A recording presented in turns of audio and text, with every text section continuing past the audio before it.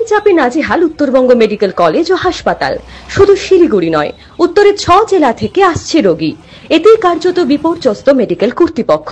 পরিস্থিতি সামাল দিতে রাজ্যের স্বাস্থ্য দপ্তরের কাছে বিস্তারিত জানিয়ে চিঠি লিখবেন মেডিকেল কলেজের রোগী কল্যাণ সমিতির সরকার পক্ষের প্রতিনিধি মেয়র গৌতম দেব। ক্রমশই উত্তরবঙ্গ মেডিকেল কলেজ ও হাসপাতালে চাপ বাড়ছে রোগীর। অভিযোগ, উত্তরের 6 জেলা থেকে ছোট ছোট চিকিৎসার ক্ষেত্রেও রোগীদের মেডিকেল কলেজ পাঠিয়ে দিচ্ছেন স্থানীয় হাসপাতাল কর্তৃপক্ষ।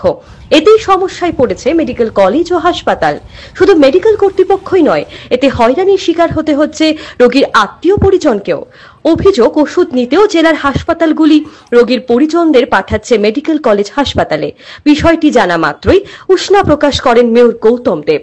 বিষয়টি নিয়ে রাজ্যের স্বাস্থ্য দপ্তরকে জানাতে মেডিকেল কর্তৃপক্ষের কাছে ডেটা চেয়ে পাঠিয়েছেন তিনি।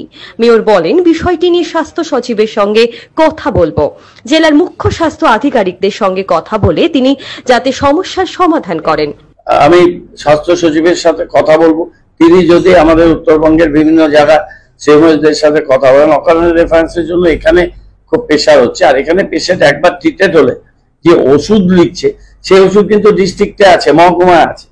সামান্য একটা প্রেশারের ওষুধ, একটা হয়তো ডায়াবেটিসের ওষুধ, একটা হয়তো গ্যাসের ওষুধ, একটা গরিব মানুষ অত দূর থেকে এসে এখানে 150 জন লোকের পেছনে লাইনে দাঁড়াচ্ছে, সন্ধ্যাবেলায় হয়তো সে ওষুধটা পাচ্ছে, হ্যারাসমেন্ট হচ্ছে।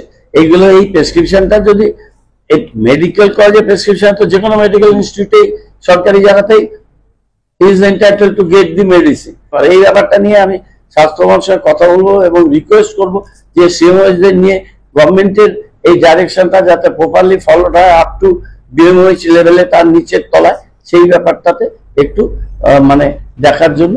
চিকিৎসকদের একাংশ মনে করছে স্বাস্থ্য ব্যবস্থার ওপর নজরদারির অভাবেই এই পরিস্থিতি তৈরি হচ্ছে।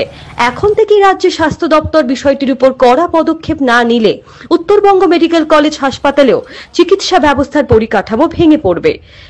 মোহন কর্মকারের রিপোর্ট, পাহাড়িয়া টাইমস।